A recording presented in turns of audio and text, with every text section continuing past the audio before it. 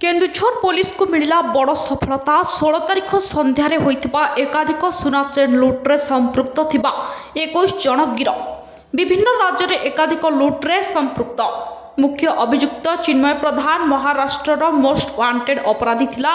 8टी सुना chain, 14टी bike, 21टा mobile phone सह 11,000 टंका जबत। एही टीम रे संपृक्त पुलिस अधिकारी एवं कर्मचारी को मिलिबो आर्थिक पुरस्कार।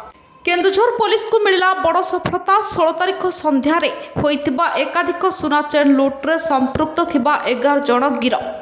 विभिन्न राज्य में एकाधिक लुट्रे संपृक्त मुख्य अभियुक्त चिन्मय प्रधान महाराष्ट्र मोस्ट वांटेड अपराधी थिला। 8टी सुना चेन, 14टी बाइक, 21टा मोबाइल फोन सह 11,000 टंका जबत। एही टीम रे संपृक्त पुलिस अधिकारी एवं कर्मचारी को मिलिबो आर्थिक पुरस्कार।